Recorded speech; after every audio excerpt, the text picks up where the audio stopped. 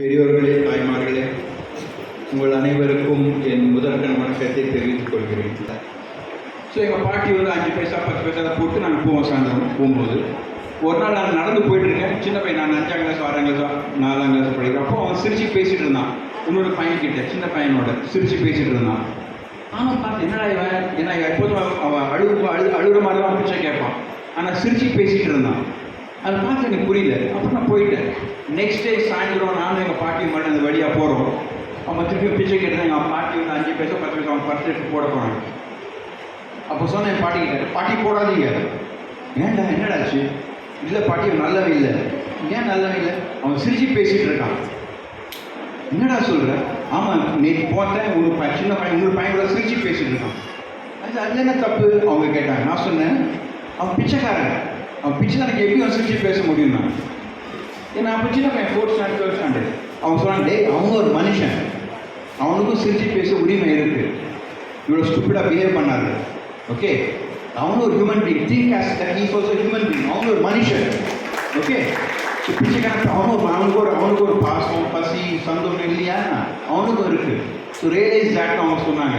And let me tell you, அது சொன்னது நான் பசுமரத்து ஆணி போல் உள்ளே புகுந்து நான் வாழ்க்கை ரொம்ப தாண்டி வந்திருக்கேன். நான் nearing 60.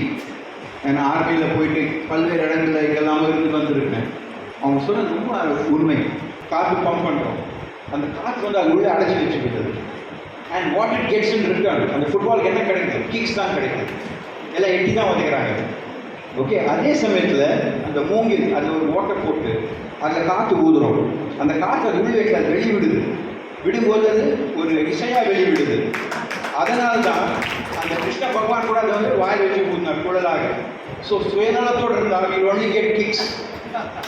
And if whatever you get, if you give it to the world, it will come out as good music and the world will praise you.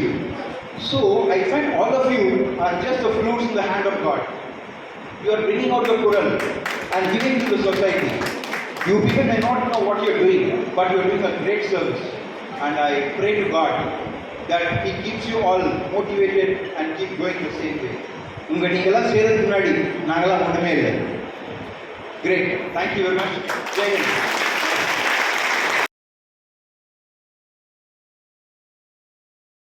Doctor Renu அவர் எப்படின்னா, மற்ற டைரக்டர்ஸ்லாம் கிளாஸை கொடுத்துட்டு வீட்டில் அங்கே உட்காந்துருவாங்க, உள்ளே வரவே மாட்டாங்க.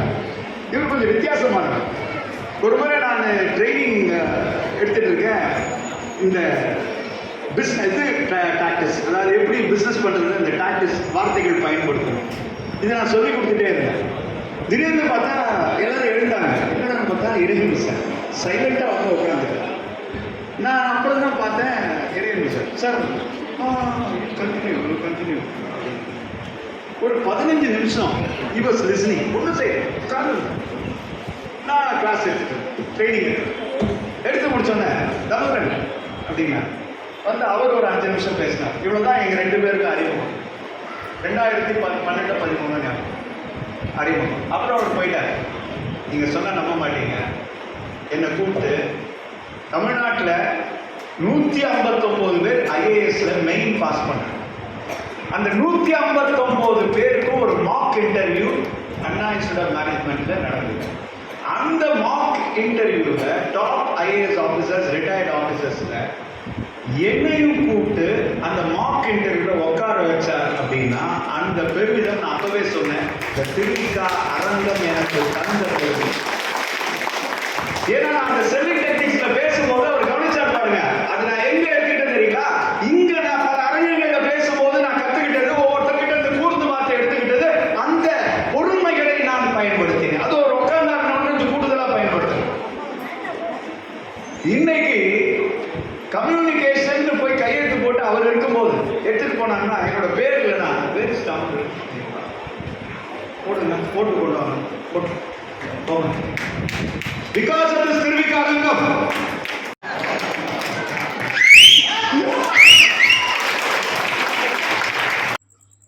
திருவிக்கா குடும்ப உறவுகள் அனைவருக்கும் அன்பான வணக்கம்.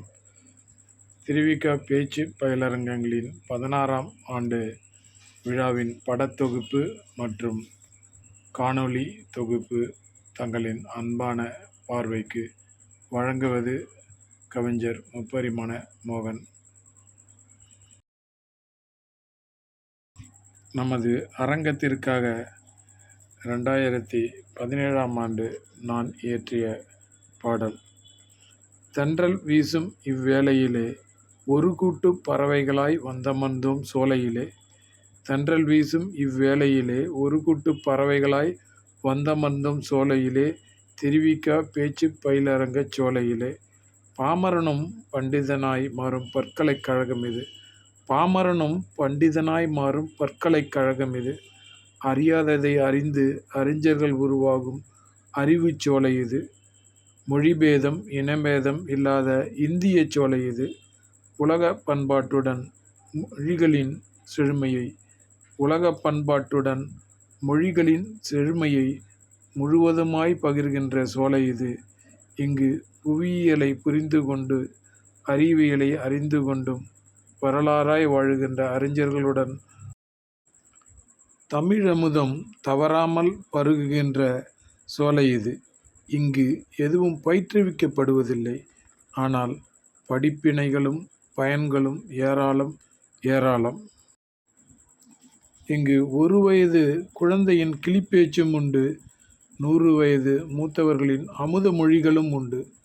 வாருங்கள் வாரந்தோறும் புன்னகைத்து அகமகிழ்ந்து ஆனந்தம் ஆனந்தம் பரமானந்தம் என வாழ்ந்திடவே வாருங்கள் தெரிவிக்க பேச்சு பயிலரங்கங்களுக்கு வாரந்தோறும் தவறாமல் வாருங்கள்.